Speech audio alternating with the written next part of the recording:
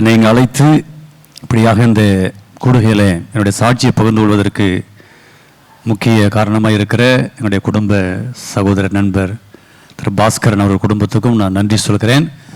இங்கே இருக்கிற அனைத்து பொறுப்பாளர்களுக்கும் என்னுடைய அன்பின் வாழ்த்துக்களை நான் தெரிவித்துக் கொள்கிறேன். மீண்டும் சொல்கிறேன், உங்கள் மத்தியில் நிற்பதற்கு நான் நிலவேனும் தகுதி இல்லை. நான் அரசாங்கத்தில் ஒரு காலத்தில் கை கட்டி வேலை பார்த்தேன்.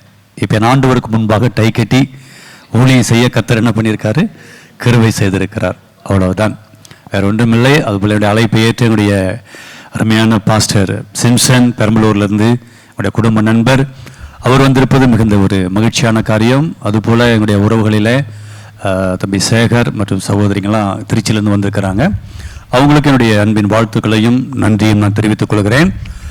என்னுடைய சொந்த ஊர் வந்து கடலூர் மாவட்டம் பெண்ணாடம். அங்கே தான் நான் பிறந்து வளர்ந்தேன்.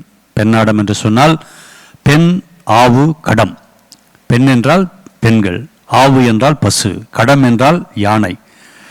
இது மூன்றும் சேர்ந்தது தான் பெண்ணாவு கடம் மருவி பெண்ணாடமாக இன்றைக்கு உருவெடுத்து படிப்பறிவு இல்லாதவர்கள் பொன்னாடம் அப்படின்னு சொல்லுவாங்க. இது ஒரு வரலாற்று சிறப்பு மிக்க ஒரு இடம்.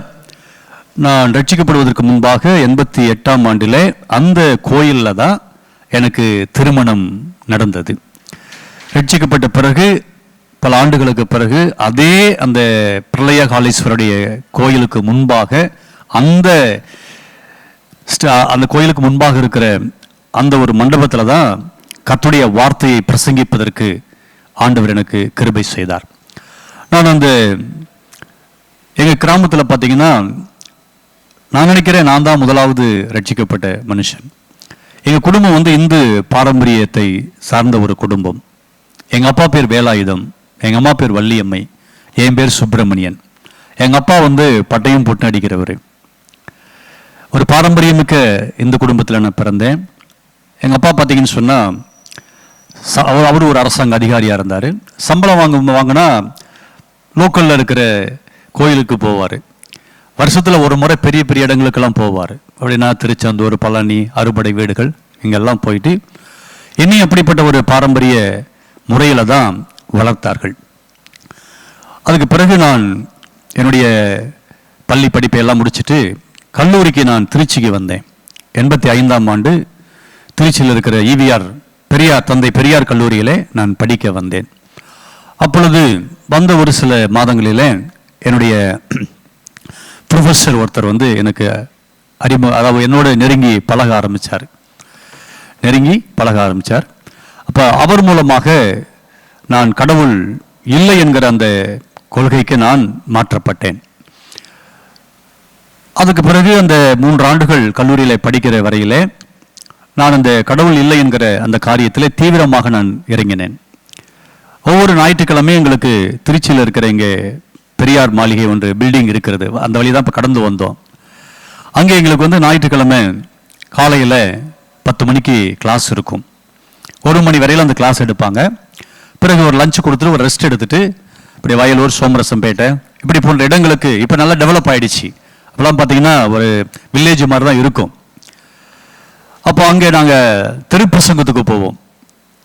அங்கே போயிட்டு கடவுள் இல்லை என்பதை குறித்து ஜனங்கள் மத்தியில் ஒரு விழிப்புணர்வு, கடவுள் பேரில் இருக்கிற மூட நம்பிக்கைகள், அதை குறித்ததான் ஒரு விழிப்புணர்வை ஏற்படுத்தும்படியாக நாங்கள் கடந்து போவோம்.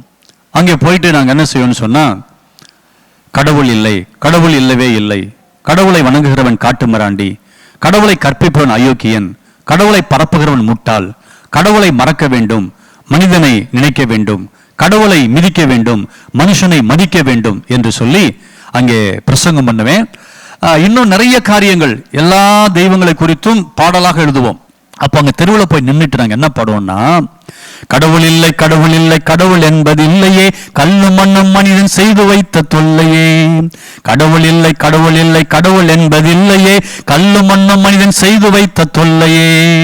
ஆத்தங்கரையில் சைட்டடிக்கும் பிள்ளையாரு கடவுளா, ஆயர் பெண்ணை மணந்து கொண்ட கண்ணன் ஒரு கடவுளா, 5 பேர் 2 பேரை மணந்து கொண்ட முருகன் ஒரு கடவுளா, 5 பேரை மணந்து கொண்ட திரௌபதி ஒரு கடவுளா, ஆடு வெட்டி கோழி கேட்கும் ஐயனாரு கடவுளா, கஞ்சா பீடி சிகரெட் அடிக்கும் ஐயப்பன் ஒரு கடவுளா, கடவுள் இல்லை, கடவுள் இல்லை, கடவுள் என்பது இல்லையே, கல்லும் மண்ணும் மனிதன் செய்து வைத்த தொல்லையே. அப்புறம் பாத்தீங்கன்னு சொன்னா, கோழி குஞ்சு தூக்கி செல்லும் கரடுநூறு கடவுளா, நித்திரையில் ஆழ்ந்திருக்கு ஸ்ரங்கநாதர் கடவுளா, அண்ணே சிந்திப்பேர். கடவுள் இல்லை, கடவுள் இல்லை, கடவுள் என்பது இல்லையே, கல்லும் மண்ணும் மனிதன் செய்து வைத்த தொல்லையேன்னு சொல்லி பாடுவோம். கடவுளை மறக்கணும், மனுஷனை நினைக்கணும். கடவுளை மிதிக்கணும், மனுஷனை மதிக்கணும். கடவுளை வணங்குகிறவன் காட்டுமிராண்டி, கடவுளை கற்பிப்பவன் அயோக்கியன், கடவுளை பரப்புகிறவன் முட்டாள், அழுகின்ற குழந்தைக்கு பால் இல்லை, கோவில் கல்லுக்கு பாலூர் கேடா, காவல் தெய்வம் கடவுள் என்று சொன்னால் பூட்டும் சாவியம் ஏனடா அப்படின்னு சொல்லி பெரியார் பார்த்தீங்கன்னு சொன்னா அநேக காரியங்கள் அவர் சொல்லுவார். ஆனா பெரியார் சொன்னது உண்மை. காட்.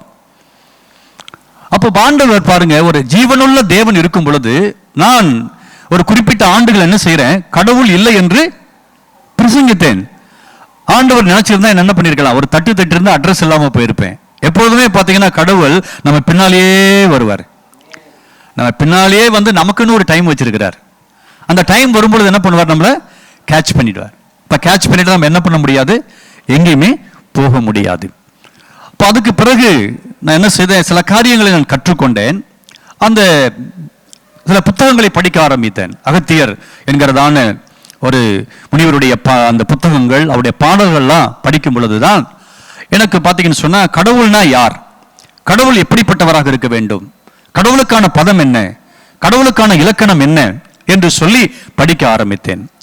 அதில் பார்த்தீங்க அப்படின்னு சொன்னா, அந்த அகத்தியருடைய புத்தகத்தில் உலக மக ஜெகத்குரு ஆதி சங்கராச்சாரியர் ஒருத்தர் இருந்தார். உலகத்தில் இருக்கிற எல்லா இந்துக்களுக்கும் அவர் தான் தலைவர். அவர் இப்ப இல்லை, எப்படி கிறிஸ்தவர்களுக்கு போப்பாண்டவர் இருக்கிறாரோ அதுபோல உலகத்தில் இருக்கிற எல்லா இந்துக்களுக்கும் ஜெகத்குரு, ஜெகம்னா உலகம், குரு, குருன்னா பிறகு நான் விளக்கம் சொல்றேன் உங்களுக்கு. அப்போ அவர் எழுதின ஒரு பாடல் என்னை வெகுவாய் தொட்டது. அது என்ன பாடல் என்று சொன்னால், அவர் சொல்லுவாரு, எத்தனைதான் கல்லுகளை பூஷித்தாலும், அப்படின்னா எத்தனை கல்லுகளை நீங்க பூஜை பண்ணினாலும் ஈனர்களே உங்களுக்கு மோட்சம் உண்டோ, சுத்தமென தலைமொழியை தவம் செய்தாலும் சொல்லறிய பேரின்பம் தோன்றுமோ சொல், பித்தர்களே கல்லுகளை விலைக்கு வாங்கி பிராணன் என்று சிலையிலே முடிந்து கொண்டு செத்த பின்பு கைலாயம் சேருவோம் என்றால் சேர்வதில்லை எரிநரகம் சேர்வீர்தானே அப்படின்னு சொல்லி உலக மக ஜெகத்குரு ஆதி சங்கராச்சாரியார் தன்னுடைய பாடலிலே அவர் எழுதியிருக்கிறார். இதை பார்த்தீங்கன்னா அட்லீஸ்ட் ஒரு 5வது படிச்சவங்க கூட புரிஞ்சுக்கலாம். ஆனா இன்னைக்கு டாக்டருக்கு, இன்ஜினியருக்கும், கலெக்டருக்கு என்ன பண்ண மாட்டேங்குது, புரிய மாட்டேங்குது. ஏன் என்று சொன்னால், இந்த உலகத்தின் அதிபதியாக பிசாசானவன் அநேகருடைய மனக்கண்களை அவன் குருடாக்கி வைத்திருக்கிறபடியினால் மெய்யான கடவுள் எதுவென்று சொல்லி தெரியவில்லை.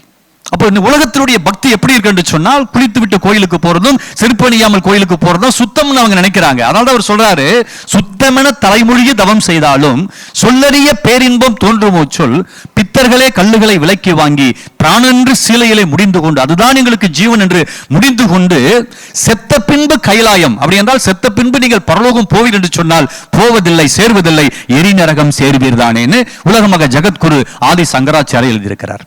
இந்த பாடலினை வெகுவாய் தொட்டது. கடவுளுக்கு உருவம் இல்லை, கல்லுகளை வணங்கக்கூடாது, பரிசுத்தம் என்றால் என்ன, சுத்தம் என்றால் என்ன என்பதை நான் தெரிந்துகிட்டேன். அதுக்கு பிறகு பார்த்தீங்க அப்படின்னு சொன்னா, அகத்தியர் எழுதின ஒரு பாடல் இருக்கிறது. அதை படிக்கும்போது இன்னும் எனக்கு தெய்வத்தை குறித்த ஒரு தெளிவு அதிகமாக எனக்கு உண்டாயிற்று.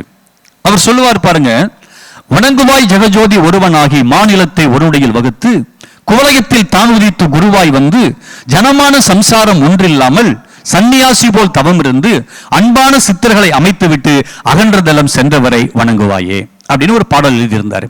அப்ப அந்த பாடலுடைய அர்த்தம் என்னவென்று சொன்னால், வணங்குவாய் ஜெகஜோதி ஒருவனாகி, இந்த உலகத்திலே கடவுள் என்பவன் ஒளிமயமானவனாக இருக்க வேண்டும், ஜோதிமயமானவனாக இருக்க வேண்டும். அந்த கடவுளுக்கு உருவம் இருக்கக்கூடாது, அந்த கடவுளுக்கு சிலை இருக்கக்கூடாது என்பதுதான் அந்த முதல் வரியுடைய அர்த்தமாக இருக்கிறது. வணங்குவாய் ஜெகஜோதி ஒருவனாகி, மாநிலத்தை ஒரு நொடியில் வகுத்து, தன் வார்த்தையினாலே நொடியிலே வகுத்தவர். முதலாம் நாள் வானம் பூமி உண்டாக கடவுள் என்று சொன்னார், உண்டாயிற்று. 2ஆம் நாள் சூரியன் சந்திரன் உண்டாக கடவுள் என்று சொன்னால் உண்டாயிற்று. 3ஆம் நாள் அங்கே ஜீவச்சந்துகளை அவர் படைத்தார், அது உண்டாயிற்று. 4ஆம் நாள் மரம் செடி கொடிகளை படைத்தார், அது உண்டாயிற்று. 5ஆம் நாள் மிருக ஜீவனை படைத்து 5 அறிவு கொடுத்து 5ஆம் நாள் உண்டாக்கினார். 6வது நாள் மனுஷனை படைத்து 6 அறிவு கொடுத்தார். 7ஆம் நாள் ஓய்ந்திருந்தார். இந்த 7 நாள் கொண்டது ஒரு வாரம் என்று நம்ம எல்லாருக்குமே தெரியும். ஆனால் பாருங்க, 5ஆம் நாள் மிருக ஜீவனை படைத்து 5 அறிவு கொடுத்தார். ஆனால் இன்றைக்கு பிசாசானவன் அனைவருடைய மனக்கண்களை குருடாக்கினபடியினாலே இன்றைக்கு பாருங்க 6 அறிவு படைத்த மனிதன் இன்றைக்கு 5 அறிவுக்கு கீழ்ப்படிய வேண்டியதாய் போயிருக்கிறது. சரிங்களா? ஏன்னா இந்த மனக்கண் குருடாக்குது, ஸ்பிரிச்சுவல் ஐஸ் பாத்தீங்கன்னா குருடாக்கப்பட்டதுனாலே தெய்வம் எது? பைபிளே சொல்லுது, எல்லாத்தையும் பரப்பன ஊர்வன எல்லாத்தையும் மரம் செடி கொடி எல்லாத்தையும் வணங்கி பார்த்தா கடைசியில மனுஷனையும் கடவுள்னு சொல்லி வணங்க ஆரம்பிச்சிட்டான்னு பவுல் தன் நிருபத்தில் எழுதியிருக்கிறதை பார்க்கிறோம். அப்ப பாருங்க, இந்த மெய்யான தெய்வத்தை அறிய விடாதபடிக்கு என்னுடைய கண்கள் குருடாக்கப்பட்ட அந்த காலத்திலே இந்த பாடல்கள் எல்லாம் கடவுள் யார் என்பதை எனக்கு தெளிவுபடுத்தி கொடுத்தது. அதுக்கு பிறகு பாருங்க, வணங்குவாய் ஜெகஜோதி ஒருவனாகி மாநிலத்தை ஒருநொடியில் வகுத்து குவலயத்தில் தான் உதித்து குருவாய் வந்து. குவலயம் என்று சொன்னால் அந்த உலகம், குரு என்று சொன்னால் சமஸ்கிருதத்திலே கு என்றால் பாவம், உ என்றால் அழிப்பவன், பாவத்தை அழிப்பவன் கடவுள். பாவத்தின் பிறப்பிடமாக இருப்பவன் கடவுள் கிடையாது. கடவுள் என்பவன் கரைதிரையற்றவன், பெண்களால் கரைப்படாதவன், இவன் தான் கடவுள், பரிசுத்தமானவன். அப்ப பாருங்க, இந்த குரு இன்னைக்கு நிறைய பேர் அழைச்சுக்கிறாங்க. நான் சொன்னது போல உலக மக ஜெகத் குரு, அது போல கிறிஸ்தவத்திலையும் குரு.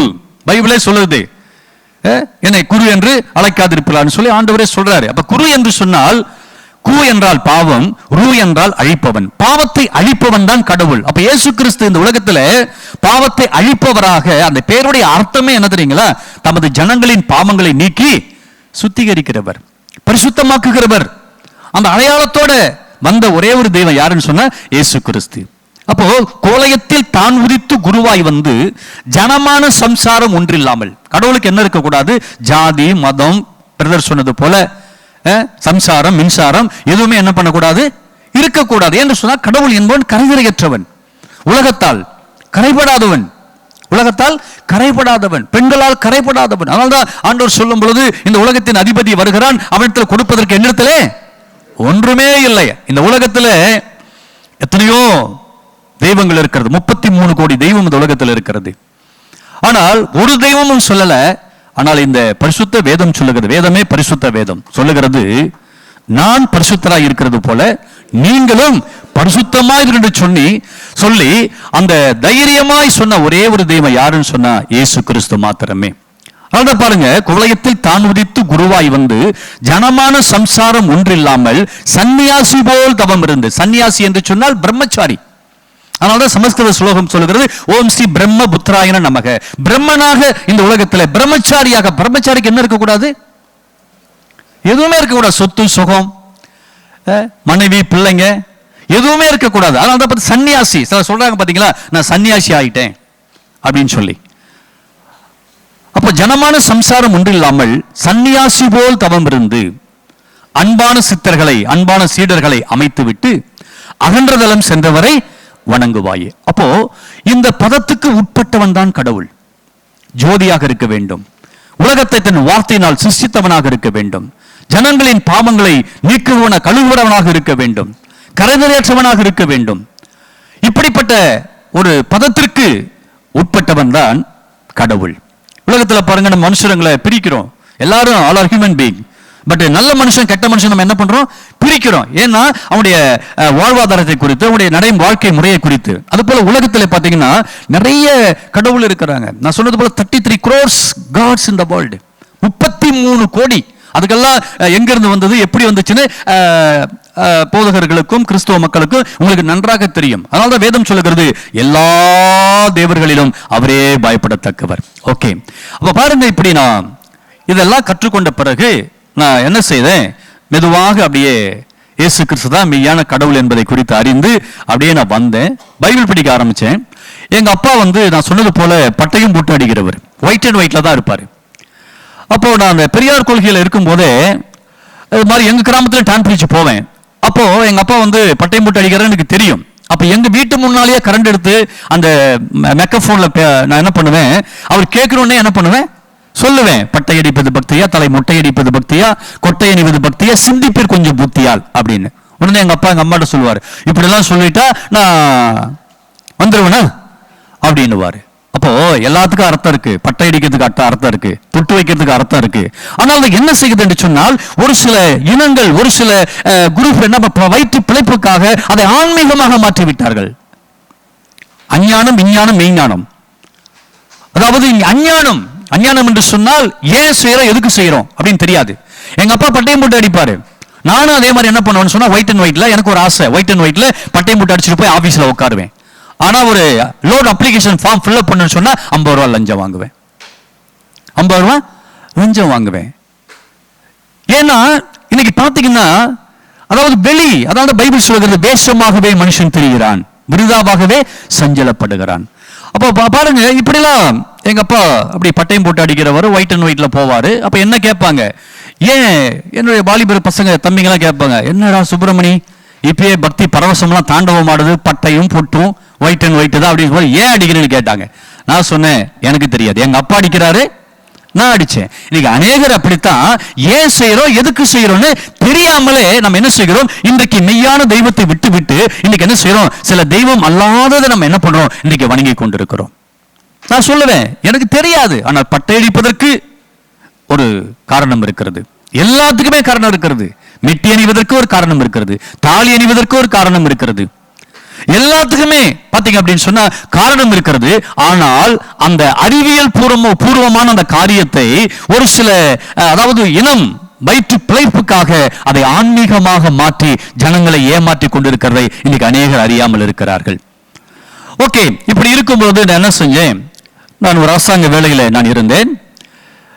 எங்க அப்பா அதை வாங்கி கொடுத்தாரு. ஏன்னா ஆண்டவர் குறித்து நான் அதிகமா அப்பதான் ஆரம்பத்தில் 89 காலகட்டத்தில் கிறிஸ்தவ மார்க்கத்தை குறித்து எனக்கு தெரிய வந்தது. 89ஆம் அதாவது 90ல பார்த்தீங்கன்னா அறகுறையா இருப்பேன். 91ல முழுமையா வந்தேன். 92ல ஞானஸ்தானம் பெற்றேன். 92 மார்ச் மாதம் என்னுடைய வேலையை ரிசைன் பண்ணிட்டு நான் ஊழியத்துக்கு போகணும்னு நினைச்சேன். ஆனா எப்படி போறது, எங்க போறது எனக்கு தெரியல. ஏன்னா நான் வேலையை ரிசைன் பண்ணிட்டு அந்த காரியம் தெரிஞ்ச உடனே எங்க அப்பா என்ன பண்ணிட்டாரு, கோவம் வந்து என்னை வீட்டை விட்டு வெளியில அனுப்பிட்டாரு. அப்போது என்னுடைய மகள் 9 மாதம் வயிற்றில் இரவு ஒரு பிரச்சனையில வெளியில அனுப்பிட்டாரு.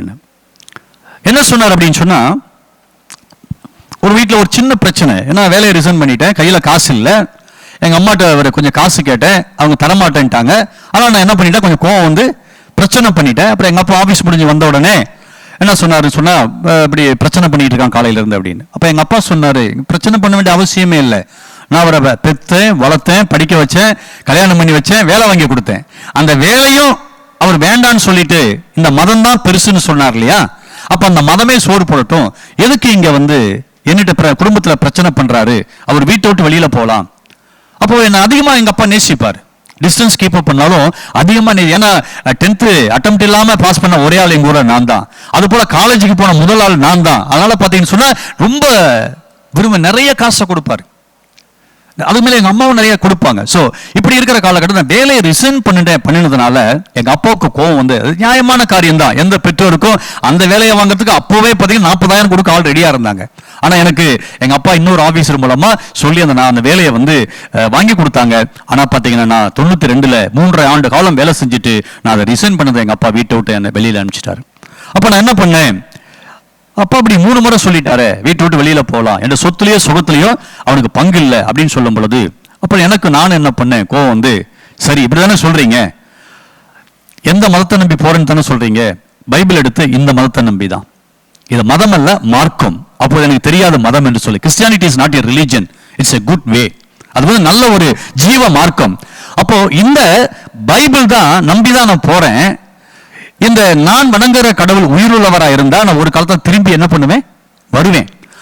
நான் நம்பின கடவுள் மரிச்சு போனவரா இருந்தா நான் என்ன பண்ண மாட்டேன், திரும்ப வரமாட்டேன்னு சொல்லிட்டு இரவு 8:30 மணிக்கு புறப்பட்டு கடைசி பஸ்ஸுக்கு எங்க மாமியார் வீட்டுக்கு வந்துட்டேன்.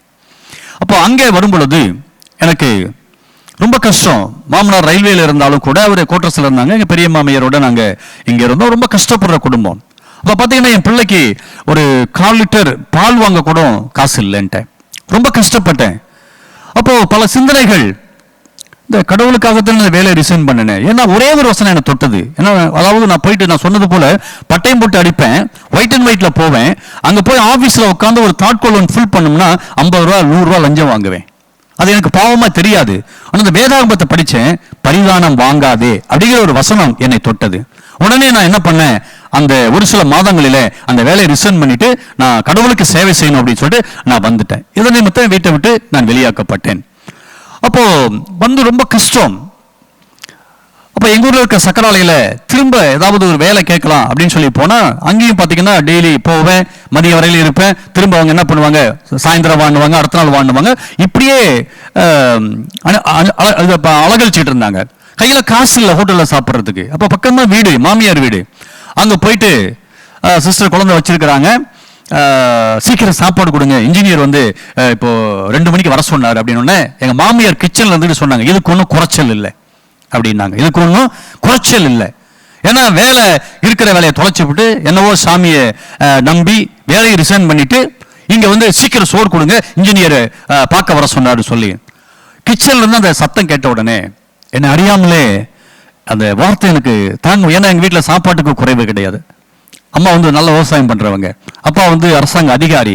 அதனால நான் கஷ்டம்னா அவ்வளவு பெருசா தெரியற மாதிரி எனக்கு இல்லை. ஒருவேளை சாப்பாட்டு கூட எனக்கு இல்லைன்னு நான் சொல்ற சூழ்நிலை. ஏன்னா எங்க வீட்டுக்கு வயலுக்கு வேலைக்கு வரவங்க எல்லாருக்குமே சாப்பாடு கிடைக்கும். அப்படி இருக்கும்போது இப்படி ஒருவேளை சாப்பாட்டுக்கு இதுக்கு ஒன்று குறைச்சலன்னு சொல்றாங்கன்னு சொன்ன உடனே அப்போ சிஸ்டர் வைஃப் சொன்னாங்க இருங்க அப்படின்ட்டு குழந்தைய எடுத்துட்டு சாப்பாடு எடுக்க போனாங்க. நான் கிளம்பிட்டேன், கோவத்தில் கிளம்பிட்டேன். அங்கே போயிட்டு ரயில்வே ட்ராக் ஓரத்தில் அப்போ ஆண்டவர் அதாவது எனக்கு ரொம்ப என்ன ஃபெட்டப் ஆயிடுச்சு. ஸோ எப்படிலாம் இருந்தோம், இப்படி இயேசுவுக்காக நான் வேலையை ரிசைன் பண்ணிட்டு இப்படி வந்து இந்த ஒருவேளை சாப்பாட்டுக்கு நான் வந்து கஷ்டப்படுறதா இருக்கேன்னு சொல்லிட்டு இனி இந்த வாழ்க்கை வேண்டாம். ஏன்னா சிஸ்டர் வைஃபும் பார்த்தீங்கன்னு சொன்னா அவங்களும் கொஞ்சம் கோவம் தான். ஏன்னா அந்த மனுஷன் இப்படி 2 குழந்தை ஆகி போச்சு, இப்படி வந்து விட்டுட்டு இவர் வந்து அரசாங்க வேலையை விட்டுட்டு இப்படி ஊழியத்துக்கு போறேன்னு சொல்றாரு. இவ்வளவு கஷ்டப்படுறமே, பால் வாங்க கூட காசு இல்லையே, 1/4 லிட்டர் ₹1, அது கூட 30 நாள் 30 ரூபா தரன்னு பால்காரன் நிறுத்திட்டான். எப்படி இருக்கும் பாருங்க. அப்ப இனி வேணாம், இந்த வாழ்க்கையே வேண்டாம், செத்து போயிடலாம் அப்படின்னு சொல்லிட்டு பக்கத்துல ரயில்வே ட்ராக்ல தலையை கொடுக்கலாம் அப்படின்னு சொல்லிட்டு நான் என்ன பண்ணேன், நான் போனேன். அங்க ஒரு பம்பு செட் இருந்துச்சு. சரி, மதிய நேரம், சரியான வெயில், எனக்கு பசி மயக்கம். என்ன பண்ணேன், சரி ஆண்டவர்கிட்ட முறையிட்டுட்டு செத்துடலான்னு சொல்லிட்டு அங்க போய் அந்த பம்பு செட்டுக்கு பக்கத்துல முழங்கால் போட்டு, ஆண்டவரே உமக்காகத்தானே எல்லாமே. காலேஜில் படிக்கும்போது எல்லா பழக்கமும் இருந்துச்சு, ட்ரிங்க்ஸ் இருந்துச்சு, ஸ்மோக் இருந்துச்சு, எல்லாமே இருந்துச்சு. இந்த உப்பு பாறையெல்லாம் பார்த்தீங்க அப்படின்னு சொன்னா எல்லாமே குடிசை தொழில் மாதிரி சாராயம் காய்ச்சுவாங்க. அங்கே இன்னைக்கு நிறைய ஃப்ரெண்ட்ஸுங்க இருக்காங்க. நான் பாஸ் ஆன பிற்பாடு அங்கே போனா பாஸ்டர்னு சொன்னா, ஐயோ சுப்பிரமணியம் நீ பாஸ் ஆயிட்டியா? ஆமா, நீங்க எல்லாம் கிறிஸ்தவங்களா இருந்து ஒரு நாள் கூட இயேசுவை பத்தி எனக்கு சொல்லல, இன்னைக்கு நான் ஒன்று உங்களுக்கு சொல்ல வேண்டியதா போச்சு அப்படின்னு சொல்லி இருக்கிறேன் நான். அப்போ போயிட்டு செத்துறலாம், அந்த ரயில்வே தண்டவாளத்தை தலையை கொடுத்துடலாம் அப்படின்னு சொல்லிட்டு ஆண்டவர்கிட்ட முறையிட்டு நம்ம ஜோம் அதாவது செத்துறலாம்னு சொல்லிட்டு என்ன பண்ணேன், ஒரு 5 நிமிடம் முழங்கால் போட்டு ஆண்டவர்கிட்ட சொல்றேன், ஏன் ஆண்டவரே இப்படி எங்க வீட்டில் பார்த்தீங்க அப்படின்னு சொன்னா சாப்பாட்டுக்கு பஞ்சம் இல்லை, இன்னைக்கு வீட்டை விட்டு உங்களை ஏற்று வெளியில அனுப்பிச்சிட்டாங்க, மாமியார் வீட்டுல இருந்து பேச்சு வாங்க வேண்டியதா இருக்கு, மனைவி என்ன நேசிக்கல. அப்ப பாருங்க, இந்த உலகத்துல எல்லாருடைய அன்பும் ஒரு எதிர்பார்ப்போடு இருக்கிற அன்பு. கணவனா இருக்கட்டும், மனைவியை கணவன் சம்பாரிச்சு கொடுக்கணும், மனைவி நேசிப்பாங்களா? அப்ப இந்த உலகத்துல எல்லாருடைய அன்பு ஒரு எதிர்பார்ப்போட தான் இருக்குது. ஆனால் எந்த விதமான எதிர்பார்ப்பும் இல்லாத ஒரே ஒரு அன்பு என் இயேசுவின் அன்பு மாத்திரம்தான். அப்ப நான் முழங்கால் படிட்டு ஒரு என்ன ஜெபம் பண்றதுனே தெரியல, 4 வார்த்தை சொல்லிட்டு அந்த டயர்ல நான் அப்படியே என்ன பண்ணிட்டேன், நான் அந்த பம்பு செட்ல அப்படி தூங்கிட்டேன். ஏன்னா சரியான பசி மயக்கம். அப்போ சபைக்கு போயிட்டு இருக்கும்போது எங்க பாஸ்டர் பிரசங்கம் பண்ணுவார், ஆண்டவர் பேசுவாரு, மெல்லிய சத்தத்துல பேசுவாரு அப்படின்னு சொல்லி. ஆனா ஒரு நாள் ஒரு சத்தத்துல என்ன பண்ணல, கேட்டது கிடையாது. ஆனா அன்றைக்கு அந்த மதிய வேளையில நான் முழங்கால் போட்டு ஒரு 5-10 நிமிடம் ஜெபம் பண்ணிட்டு அந்த டயர்ல அப்படியே அந்த பம்பு செட்ல தூங்கிட்டேன். அப்ப என் மெல்லிய சத்தம் என் காதிலே கேட்டது. எல்லாரும் என்ன வெறுத்துட்டாங்களா ஆண்டவரே, பெற்றவங்களும் வெறுத்துட்டாங்க, என் மனைவியும் என்னை வெறுத்து, அதாவது என்ன கல்யாணம் பண்ணதுக்காக ரொம்ப கஷ்டப்படுறாங்க, மாமியாரும் ஒரு வேளை சாப்பாடு இப்படி சொல்றாங்கன்னு சொல்லும் போது அப்பதான் ஆண்டவருடைய சத்தத்தை, நான் மெல்லிய சத்தத்தை முதலாவது முறை கேட்டேன். மகனே, இந்த உலகத்துல உன்னை யார் நேசித்தாலும் நேசிக்காவிட்டாலும் உன்னை நேசிக்கிற ஒரு தெய்வம் உண்டு, அவர் நாமம் இயேசு கிறிஸ்து என்று சொல்லி இந்த சத்தத்தை நான் 2 முறை என் காதில கேட்ட பிறகு எனக்குள்ளாக ஒரு விழிப்பு வந்து ஒரு புதிய உற்சாகம் வந்துருச்சு. அதுக்கு பிறகு வீட்டுக்கு போய் 5 மணிக்கு வீட்டுக்கு போய் சாப்பாடு கொடுங்கன்னு சாப்பிட்ட பிறகு, அதுக்கு பிறகுதான் நான் 93ஆம் ஆண்டு இங்கே வேதாகம கல்லூரிக்கு குன்னூருக்கு நான் வந்தேன். அங்கே 93ல இருந்து 2000 வரையில கூட பார்த்தீங்கன்னா பயங்கரமான கஷ்டம்தான். ஏன்னா வீட்டில் வந்து எந்த சப்போர்ட்டும் கிடையாது, வீட்டில் எந்த ஒரு சப்போர்ட் எனக்கு கிடையாது. அப்போ ரொம்ப கஷ்டப்பட்டேன். ஏன்னா பைபிள் காலேஜ் அங்க. ஆனா ஆண்டவர் ஒவ்வொரு அந்த ஏற்ற காலத்துல ஒவ்வொரு ஆண்டோடைய பிள்ளைகளை எனக்கு ஆயத்தப்படுத்தி அந்த காரியங்களுக்கு ஒழுங்கு செய்தாலும் கூட சில பொருளாதார ரீதியாக நான் கஷ்டப்பட தேர்ட் இயர் படிக்கும்போது ஃபேமிலியை என்ன பண்ணிட்டு கூட்டிட்டு வந்துட்டேன். ஏன்னா சிஸ்டர் ரொம்ப நீங்க அங்க போய் சுகமா இருக்கு, நான் படுற கஷ்டம் எனக்கு தான் தெரியும். அவங்க என்ன சொல்லுவாங்க, அங்க உள்ள நெருக்கம், ஏன்னா மாமியார் வீட்லயும் அவங்க அம்மா வீட்லயும் கஷ்டம், நீங்க அங்க போய் சுகமா இருக்கிறீங்க, நாங்க 2 பிள்ளைங்களை வச்சு கஷ்டப்படுறேன்னு சொல்லும் போது அப்ப எங்க பிரின்சிபால்ட்ட சொல்லி தேர்ட் இயர் படிக்கும் போதுன்னா அங்க வந்துட்டேன். அப்போ ஒரு சில ஆண்டுகளுக்கு ஒரு 2-3 வருஷத்துக்கு பிறகு எங்க அம்மா வந்தாங்க ஒரு நாள். சரி, பெத்த மனம் பித்து பிள்ளமான கல்லுன்ற மாதிரி எங்க அம்மா என்ன பார்க்க வந்தாங்க. அப்படி பார்க்க வரும்போது நாங்க ஒரு சின்ன ஒரு வீடு தான், ஒரு 10க்கு 15 ஒரு ரூம், ஒரு சின்ன ஒரு கிச்சன், அதில் தான் நாங்கள் ஆராதனை செய்வோம். அப்போ எங்க அம்மா வந்து ஒரு நைட் தங்கினாங்க. அவங்க அந்த ஹாலில் படுத்துக்கிட்டாங்க. அந்த கிச்சனில் படுத்து கிச்சன் ஒழுகுது. காலை எழும்பி எங்க அம்மா என்ன பண்ணாங்க, உனக்கு புத்தி கெட்டு போச்சுரா, இந்த கிறிஸ்துவ மதத்தை நம்பி இந்த ஏசாமியை நம்பி நீ இப்படி அரசாங்க வேலையை விட்டுட்டு நீ என்ன பண்ற, இங்க வந்து இப்படி பொழப்பு நடத்துறியே, நான் கூட பெரிய பாஸ்டா இருப்பேன்னு நினைச்சுக்கிட்டு வந்தேன், இங்க பார்த்தா இப்படி ஒழுகுற வீட்டுல இருக்கிறியே, உனக்கு புத்தி கெட்டு போச்சு, மரியாதை நீ என்ன பண்ணு, ஊருக்கு வந்து இங்க செய்யற ஊழியத்தை அங்க செய்ய, நமக்கு அங்க நிறைய தோட்டம் தருவா நிறைய கிடக்கு, அதான் இப்ப நான் சொன்னேன், அம்மா ஊழியன்றது அப்படி இல்லம்மா, கடவுள் எங்க செய்ய சொல்றாரோ அங்க செய்யதான் ஊழியன்னு சொன்னேன், உனக்கு புத்தி கெட்டு போச்சு, நீ நான் என்ன சொன்னாலும் எடுபடாது, சரி சரி காலையில கிளம்புறேன், பேர பிள்ளைங்களை என்னோட அனுப்பி வைங்க அப்படின்னாங்க. நான் சொன்னேன், நானாவது படிக்க வைக்கிறேன், நீ இருக்கிற லட்சத்துக்கு அந்த பிள்ளைங்களை எங்க படிக்க வைக்க போறேன், அதனால நான் படிக்க வைக்கிறேன் அப்படின்னாங்க. அப்ப நான் சொன்னேன், அம்மா நீங்க படிக்க வைப்பீங்க இல்லைன்னு சொல்லல, ஆனா சர்ச்சைக்கு அனுப்புவீங்களான்னு கேட்டேன், சர்ச்சைக்கு அனுப்புவீங்களான்னு கேட்டேன். அதுக்கு அவங்க சொன்னாங்க, உனக்கு என்ன சொன்னாலும் மண்டையில ஏற போற, நீ பைத்தியக்காரன் ஆயிட்ட, படிச்சும் முட்டாள் ஆயிட்ட அப்படின்னு சொல்லி அவங்க என்ன பண்ணாங்க, என்கிட்ட வாக்குவாதம் பண்ணாங்க. அப்ப நான் சொன்னேன், நீங்க அதாவது பள்ளிக்கூடம் நீங்க அனுப்புவீங்க, ஆனா நீங்க சர்ச்சைக்கு அனுப்புவீங்களா? என் பிள்ளை டாக்டர் இன்ஜினியர் படிச்சு நரகத்துக்கு போறதை காட்டிலும் என் பிள்ளைங்க சாதா படிப்பு படிச்சு பரலோகத்துக்கு போனா போதும் அப்படின்னு சொன்னேன். சரி என்ன சொன்னா எடுபடாதவங்க என்ன பண்ணாங்க, போயிட்டாங்க. இன்னைக்கு ஆண்டோடைய கிருபையினால என்னுடைய மகன் அங்கே MSc BEd முடிச்சுட்டு அவரும் பார்த்தீங்கன்னு சொன்னா இன்னைக்கு என்ன மாதிரி முழு நேர ஊழியத்துல குன்னூர் சபையில பொறுப்பா இருக்கிறாரு. பல ஊழியங்களிலும் அதாவது கிடியோன்ஸ்ல அவர் சேர்மனா இருக்கிறாரு.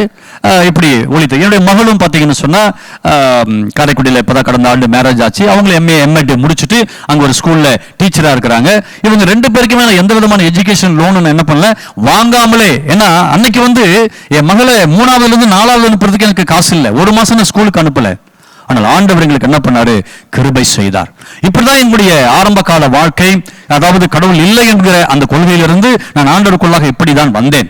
அதுக்கு பிறகு பார்த்தீங்கன்னு சொன்னா அந்த 7 ஆண்டு காலம் எனக்கு ரொம்ப கஷ்டம், ரொம்ப நெருக்கம். ஏன்னா பிள்ளைக்கு ஃபீஸ் கட்ட முடியாது, வாடகை கொடுக்க முடியாது, விரும்பின உடைகளை என்னால் என்ன பண்ண முடியாது, வாங்க முடியாது. ஒரு கிறிஸ்துமஸ் ஒரு நியூ இயருக்கு வரும் பொழுது என்னப்பா யாராவது ஒரு ஆண்டவர் ஒரு அற்புதம் செய்ய மாட்டாரா, யாராவது என் பிள்ளைங்களுக்கு ஒரு ட்ரெஸ் எடுத்து கொடுக்க மாட்டாங்களா அப்படின்னு சொல்லி என்ன பண்ணுவேன், நான் ஜெபம் பண்ணுவேன். ஆனா ஆண்டவர் அதை சரியா எனக்கு அது செய்வார். அதுக்கு பிறகு பார்த்தீங்க அப்படின்னு சொன்னா 2000 ஆண்டு கர்த்தருடைய பெரிதான கிருபையினால எனக்கு ஒரு வெளிநாடு தொடர்பு கிடைத்தது. ஐரோப்பா தேசத்துல இருக்கிற ஒரு தேவ மனுஷனோடு எனக்கு ஒரு தொடர்பு கிடைத்தது. அப்போது அங்க என்ன பண்ண சொன்னா, பாஸ்டர் என்ன வந்து நீங்க ஊழியத்துக்கு வரலான்னு சொல்லி ஒரு காலிங் லெட்டர் எனக்கு அனுப்பினார், ஐரோப்பா தேசத்துல சுவிட்சர்லாந்து தேசத்துக்கு. அப்போ நான் அங்க போனேன். ஆனா அதுக்கு முன்னாடி அவர் எனக்கு என்ன கடிதம் எழுதினார் அப்படின்னு சொன்னா, நீங்க 3 மாதம் வந்து நீங்க ஊழியம் செஞ்சீங்கன்னா உங்களுக்கு இந்திய காசுக்கு 12,000 ரூபாய் காணிக்கையாக கொடுக்கப்படும், ஃப்ளைட் டிக்கெட் கொடுக்கப்படும், ஃபுட் அகாமடேஷன் கொடுக்கப்படும், விருப்பமா இருந்தா உங்களுடைய பாஸ்போர்ட் காப்பியை அனுப்பி வைங்க, உங்களுக்கு விசாவுக்கு ஏற்பாடு பண்றேன்னு சொன்னாங்க. 12,000 பெரிய காசு. அப்போ சபையில 50 ரூபா 100 ரூபா காணிக்க.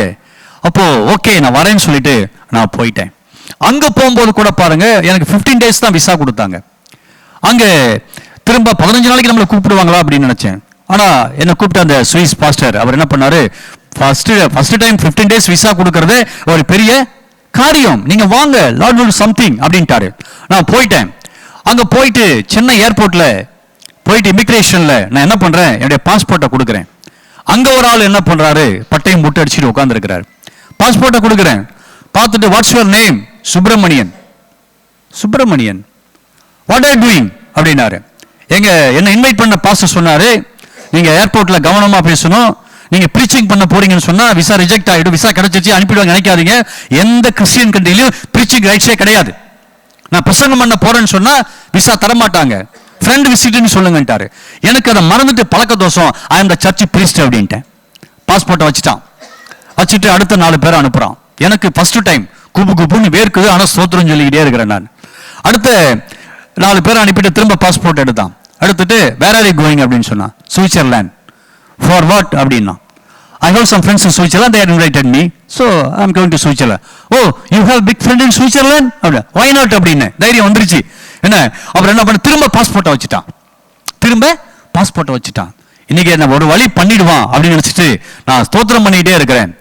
நீங்க நம்புவீங்களோ நம்ப மாட்டீங்களோ தெரியல, ஒரு 10 அடி டிஸ்டன்ஸ்ல இருந்து ஒரு சுப்பீரியர் சூப்பரா பார்த்தா ஒரு சதாம் ஹுசேன் மாதிரி இருந்தது. ஏன்னா சதாம் ஹுசேன் அந்த டைம்ல ஃபேமஸ். சதாம் ஹுசேன் மாதிரி சும்மா கோட் ஷூட்ல அங்கிருந்து வந்தாரு. வந்துட்டு நான் இப்படி இமிகிரேஷன் கவுண்டருக்கு முன்னாடி இப்படி நிக்கிறேன், மற்றவங்களும் அனுப்பிக்கிட்டே இருக்கிறாங்க, நான் அப்படி நிக்கிறேன். வந்துட்டு என்னை பார்த்து கேட்கிறாரு, why are you standing here அப்படின்னாரு. Sir my passport is here sir அப்படின்னு சொன்னேன். உடனே அவரே அந்த கவுண்டர்ல எடுத்து பார்த்துட்டு, what's your name? Subramanian. Where are you going? Switzerland. Good அப்படின்னு ஸ்டாம்பிங் பண்ணி என்னை அனுப்பிச்சிட்டாரு. கரங்களை தட்டி ஆண்டவருக்கு அனுப்பிச்சிட்டாரு. அப்போ எனக்கு ஒரு half an hour டைம் இருந்துச்சு. போயிட்டு கோட் சூட் எல்லாத்தையும் கழட்டி கோட்லாம் போட்டுட்டு ரெஸ்ட் ரூம் போயிட்டு முகத்தை கழுவிட்டு வந்து ஆண்டவருக்கு நன்றி சொல்றேன். நன்றி சொல்லும்போது ஆண்டவர் சொன்னாரு, உனக்காக நான் ஒரு ஏஞ்சலை அனுப்பிச்சேன் அப்படின்னு சொன்னார். உனக்காக நான் வந்து ஒரு தேவதூதனை அனுப்பிச்சேன் அப்படின்னு சொன்னார். இப்படி அந்த சுவிட்சர்லாந்து தேசத்துக்கு போனேன். எனக்கு கொடுக்கப்படும் என்று சொன்ன காணிக்கை 12,000 ரூபாய். 3 மாத காலங்கள் நான் இங்கே ஊழியம் செய்தேன். ஊழியம் செய்து முடிச்சுட்டு நான் திரும்ப வரும் பொழுது எனக்கு கொடுத்த காணிக்கையின் அளவு எவ்வளவு தெரியுமா? கிட்டத்தட்ட பார்த்தீங்கன்னு சொன்னா 2,5 லட்சம் ரூபாய். 2,5 லட்சம் ரூபாய் எங்க பாஸ்டர் கொடுத்துட்டு போதுமான்னு கேட்டுட்டு, இது ஊழியத்துக்கு அல்ல, உங்களுடைய தனிப்பட்ட தேவைகளுக்காக. ஏன்னா எங்க வீட்டுக்கு வந்திருக்கிறேன், உங்க வீட்டில் உட்கார ஒரு சேர் இல்லை, வீட்டில் ஒரு டாய்லெட் இல்லை, ஆனா உங்களுடைய வைராக்கியத்தை நான் பார்க்கிறேன், அதனாலதான் நான் உங்களை இன்வைட் பண்ணினேன். இந்த 2,5 லட்சம் ரூபாய் உங்களுடைய தனிப்பட்ட தேவைக்கு அப்படின்னு சொல்லி கொடுத்தாரு. அப்போ நான் ஊருக்கு வந்துட்டு எங்க அம்மாட்ட கொண்டு போய் கொடுத்தேன். அம்மா நான் ஊழியத்துக்கு போயிட்டு வந்தம்மா அப்படின்னு சொல்லி. எங்க அம்மா வாங்கி என்ன பண்ண எங்க அப்பாட்ட கொடுத்தாங்க. அவர் ஷாக் ஆயிட்டாரு. நான் அரசாங்கத்தில் 20 வருஷம் வேலை பார்த்தேன், முழுமையா 2 லட்சம் என்னால் என்ன பண்ண முடியல, கொண்டுட்டு வர முடியல.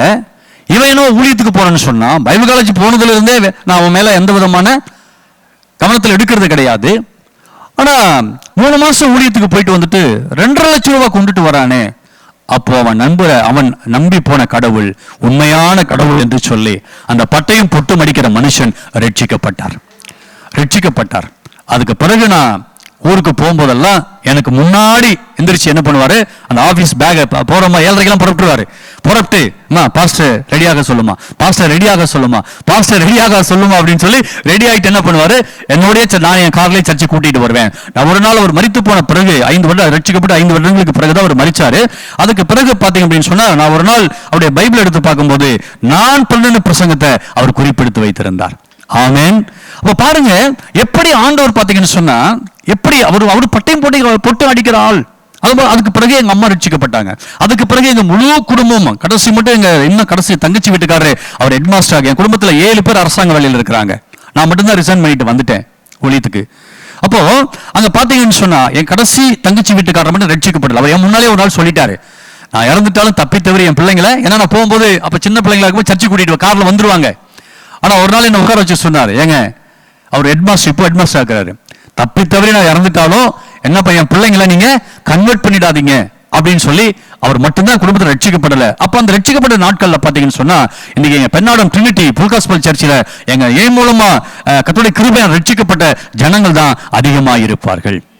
அதுக்கு பிறகு பாத்தீங்கன்னு சொன்னா, அப்போ எங்களுக்கு இருந்த அந்த பொருளாதார நெருக்கடி எல்லாமே பாத்தீங்கன்னா நீக்கப்பட்டு பலமுறை அந்த சுவிட்சர்லாந்து தேசத்துக்கு போகவும் பல நாடுகளுக்கு போகவும் ஆண்டவர் என்ன பண்ணாரு, கிருபை செய்தார். எதுக்கு நான் சொல்ல வரேன்னு சொன்னா, ஒரு இயேசுவை அறியாத ஒரு குடும்பத்துல, ஒரு குக்கிராமத்துல நான் பிறந்து ஒரு இந்து பாரம்பரியத்தின்படி வளர்க்கப்பட்டு கடவுள் இல்லை என்கிற கொள்கையில நான் ஈர்க்கப்பட்டு கடவுள் இல்லை என்று சொல்லி மேடையில பிரசங்கம் பண்ணி அப்படிப்பட்ட ஒரு முட்டாளான மனுஷனை ஆண்டவர் அழைத்து ஏன்னா இப்படியாக எல்லா விதமான பொருளாதார நெருக்கடி, எல்லா விதமான காரியங்கள் அங்க பாத்தீங்கன்னா, அங்க குன்னூரை கூட பாத்தீங்கன்னு சொன்னா அந்த ஜனங்கள் போற ஆரம்ப காலத்துல மதிக்கவே மாட்டாங்க. ஏன்னா சொந்த வீடு இருந்தா உங்களுக்கு ஒரு கெத்து மாதிரி, கொள்ளாடிக்கு போனா தண்ணி பிடிக்க போனா ஒரு மாதிரி பார்ப்பாங்க. ஆனா கர்த்தர் எல்லாத்தையும் மாத்தினாரு. இன்னைக்கு பாத்தீங்க அப்படின்னு சொன்னா அவங்க முன்னால கர்த்தர் எங்களை ஆசீர்வாதமாய் வைத்திருக்கிறார். ஒரு மனுஷன் அவரு இப்பவும் பட்டை மூட்டை அடிக்கிற ஆள் தான், சாரங்கபாணின்னு. அவர் வந்து என்ன பண்ணாரு, ஒரு நாள் பிரச்சனை, அடிக்கடி பிரச்சனைக்கு வருவார். சொல்லுவார், இந்த கிராமத்தில் நாங்கெல்லாம் வேஷ்டி சட்டை கட்டிட்டு போறோம், எங்க சர்ச்சுக்கு வர பிரதர் அவருக்கு ஃப்ரெண்டு, உங்க பாஸ்டர் என்னடானா கோட் ஷூட்ல போறாரு, கார்ல போறாரு, அடிக்கடி வெளிநாடு போறாருன்னு சொல்ற, இவங்க எங்க இருந்து காசு வருது அப்படின்னு சொல்லி என்ன பண்றாங்க, கொஸ்டின் ரைஸ் பண்ணுவார். அப்ப நான் சொல்லுவேன், எந்த கேள்வி என்னிட்டு வந்து கேட்க சொல்லு, அவர் ஆன்மீகம்னா என்னிட்டு வந்து கேட்க சொல்லு அப்படின்னு சொல்லுவேன். அப்போ அருமையான வந்திருக்கிற அன்பு சகோதர சகோதரியே, இந்த வேதம் சொல்லுகிறது இயேசு கிறிஸ்து மெய்யான கடவுள். எரேமியா 10:10 சொல்லுகிறது, கர்த்தரோ மெய்யான தெய்வம், அது மாத்திரமல்ல அவர் ஜீவனுள்ள தேவன். ஆமென். அப்ப அந்த ஜீவனுள்ள தேவனை அண்டிக் கொண்டதனால இவனுடைய வாழ்க்கையில பல மாற்றங்கள் வந்தது இல்லைங்களா. பல ஆண்டவரை ஒவ்வொரு நாளும் அற்புதங்களை அவர் செய்து கொண்டே இருக்கிறார். அற்புதங்களை, ஏன்னா பைபிள்ல எனக்கு ஒரு வசனம் பிடித்தது, நோக்கோ கர்த்தருடைய கண்களில் கிருபை கிடைத்தது. அது போல என்றைக்கு அந்த ஊழியத்தின் ஆரம்பத்தில் நிறைய காரியத்தை என்னால சாட்சியா சொல்ல முடியும். நிறைய வெளிநாடு போகும்போது நிறைய ஸ்ட்ரகிள் ஏற்பட்டிருக்கு. நிறைய விசா கிடைச்சா டிக்கெட் கிடைக்காது, டிக்கெட் கிடைச்சா விசா கிடைக்காது. ஆனா எல்லாவற்றையும் கர்த்தர் மாற்றி ஒவ்வொரு முறையும் எனக்கு என்ன பண்ணியிருக்காரு, அவர் அற்புதங்களை செய்கிற தேவனாக இருக்கிறார். சமீபத்தில் கூட பாருங்க, எங்களுக்கு குன்னூர்ல ஒரு சபை இருக்கிறது.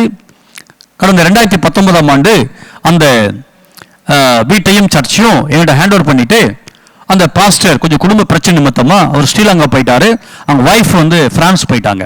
2019ஆம் ஆண்டு போகும்போது ஒரு சின்ன ஒரு 20 ரூபா ஸ்டாம்ப் பேப்பர்ல இந்த வீட்டையும் இந்த சர்ச்சையும் நோவா பாஸ்டர் ஒப்படைக்கிறேன்னு சொல்லி, சரி என் மகனும் ஊழியத்துக்கு வந்ததுனால இப்போ நானும் சிஸ்டரும் மேட்டுப்பாளையம் அந்த ஊழியத்தை நாங்கள் பொறுப்படுத்தோம்.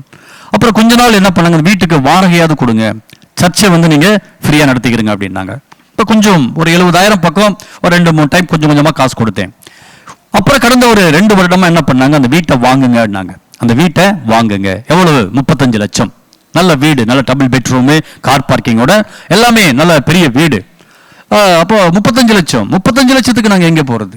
35 லட்சத்துக்கு எங்கே போறது? மகன் வந்து வேலைக்கு போயிருந்தா பரவாயில்ல, அவர் என்ன பண்ணிட்டாரு, அப்பா நீங்க தானே பிரசங்கம் பண்ணீங்க, உண்ண உணவு உடுக்க உட இருக்க இடம், இதுல வந்து நம்மளை கர்த்தர் சம்பூர்ணமா வச்சிருக்கிறாரு, அப்புறம் எதுக்கு நீங்க வந்து என்ன வேலைக்கு போ, அரசாங்கத்துல வேலை செய்ய, இல்ல பிரைவேட்ல வேலை செய்யணும் எதுக்கு நீங்க சொல்றீங்க?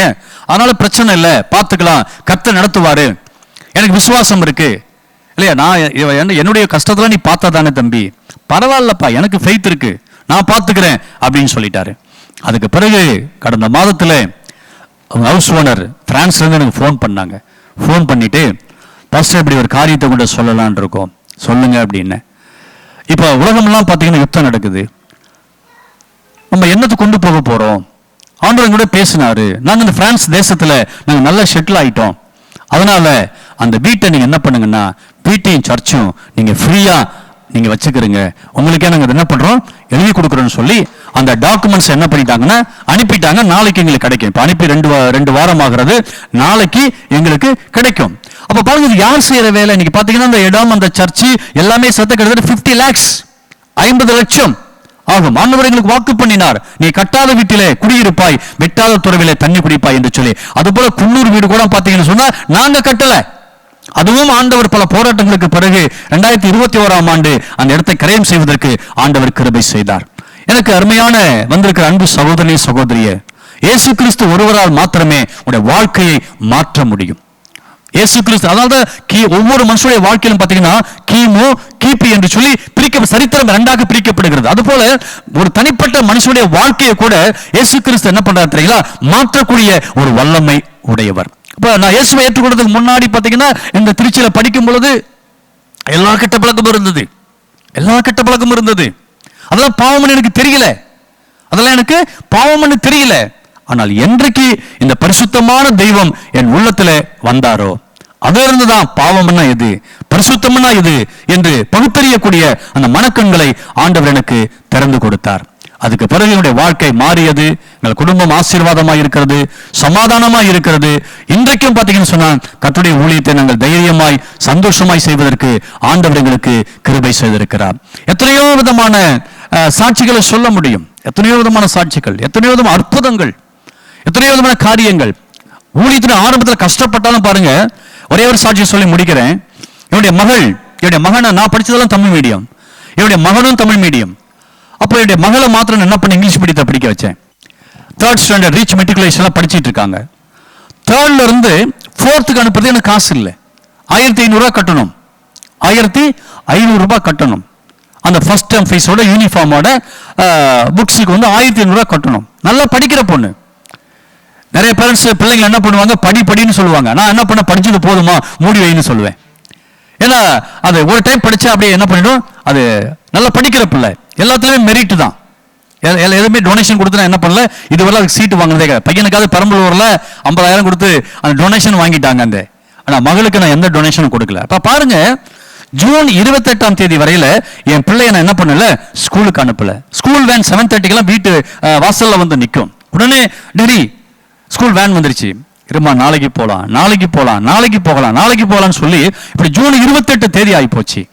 அப்புறம் சிஸ்டர் என்ன பண்ணாங்க, எங்க பையனை தமிழ் மீடியத்தில் படிக்க வச்சிங்க, பாப்பாவும் தமிழ் மீடியத்தில் படிக்க வைங்க. நமக்கு படிக்க தகுதி இருக்கும், படிக்க வைக்கிறதுக்கான வசதி இருக்கணும், நம்ம படிக்க வைக்கணும். நான் அந்த ஜான் பி என்னுடைய பையன் படிக்கிற அந்த உபதேச ஸ்கூல்ல அந்த டைம் நான் பிடிஏ பிரசிடென்டா இருக்கிறேன். அங்கே வேற மீட்டிங் போகும்போது, சார் உங்க பொண்ணையும் கொண்டு வந்து போடுங்க, உங்க பொண்ணையும் கொண்டு வந்து இங்க சேர்த்து விடுங்க அப்படின்னுவாங்க.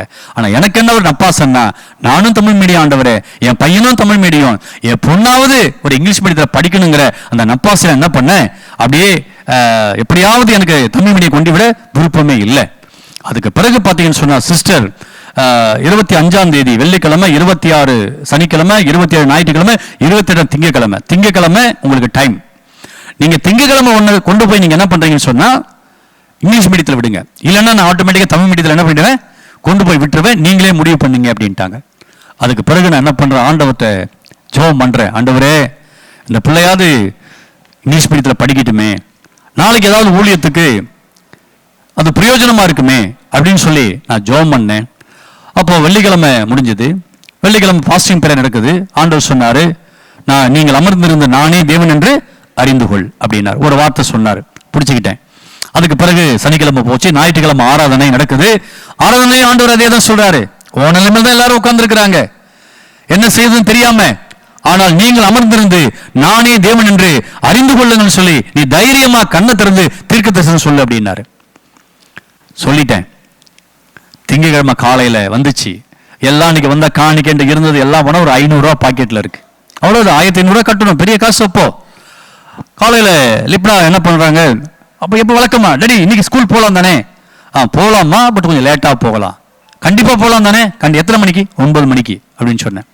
உடனே 9 மணிக்கு புறப்பட்டு நானும் என் மனைவியும் பாப்பாவை நிக்க வச்சு, ஆண்டவரே இந்த வருடத்துக்கான படிப்பு தேவைகள் எல்லாம் நீங்க என்ன பண்ணுங்க, சந்திங்க ஆண்டவரே அப்படின்னு சொல்லி ஜெபம் பண்ணிட்டு சரி பிரின்சிபால்கிட்ட கொண்டு போய் விடலாம், நாளையிருந்து வேன்ல போலாமா, இன்னைக்கு போயிட்டு அட்மிஷன் போட்டுட்டு அப்படின்னு சொன்னேன்.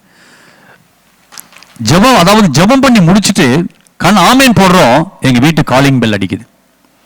சென்னையில இருந்து ஒரு சிஸ்டர் பத்மான்னு சொல்லி வராங்க. அவங்க வந்து அவங்க எங்க வீட்டில் 2 வருஷம் இருந்தாங்க. அதுக்கு பிறகு அவங்க சென்னைக்கு போனாங்க.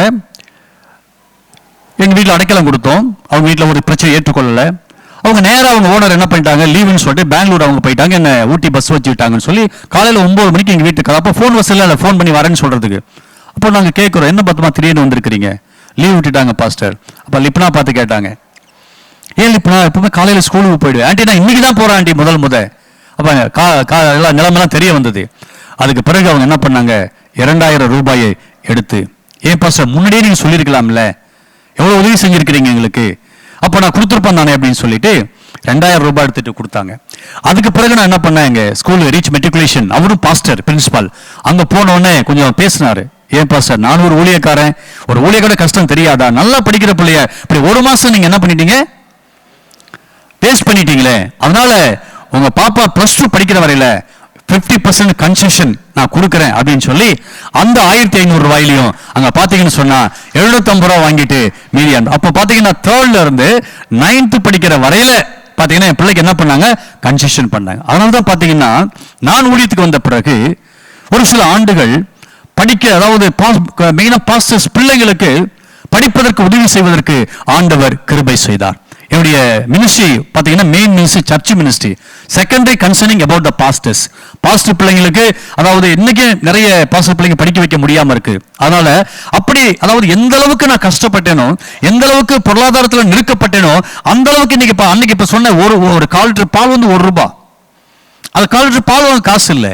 இன்னைக்கு பாத்தீங்கன்னா நாங்க போற இடங்களுக்கு ஆர்ஃபனேஜ்க்கு ஊழியத்துக்கு போறோம், பல இடங்கள் முதியோர் இல்லத்துக்கு போறோம். நீங்க நாங்க ஒரு ட்ரஸ்ட் வச்சிருக்கிறோம், சிஎஃப்சி கம்யூனிட்டி ஃபோக்கஸ் சென்டர்னு ஒரு ட்ரஸ்ட் வச்சிருக்கிறோம். என் பையன் தான் மேனேஜரா இருக்காரு, நான் ட்ரஸ்ட் மெம்பரா இருக்கிறேன். நீங்க பாத்தீங்கன்னா ஒவ்வொரு மாதமும் ஏழைகளுக்கு இல்லையா, முதியோர் இல்லங்களுக்கு இல்லையா, படிக்கிற பிள்ளைகளுக்கு எங்களுடைய மினிஸ்ட்ரி, அதாவது ட்ரைபிள்ஸ் மினிஸ்ட்ரி என்று சொல்லுவார்கள், ஆதிவாசி பிள்ளைகளுடைய படிப்புக்காக அந்த பிள்ளைகளுக்கு படிப்புக்கான தேவைகளை என்ன பண்றோம் இன்னைக்கு பூர்த்தி செய்து கொண்டிருக்கிறோம். அப்ப இது எல்லாமே பாத்தீங்கன்னு சொன்னா எதனால வந்ததுன்னு சொன்னா இயேசு கிறிஸ்துவினாலே, அவரை ஏற்றுக்கொண்டதுனால, அவர் இன்றைக்கும் அற்புதங்களை செய்கிறவர் என்பதை உங்களுடைய வாழ்க்கையில அவர் நிரூபித்து காண்பித்துக் கொண்டிருக்கிறார்.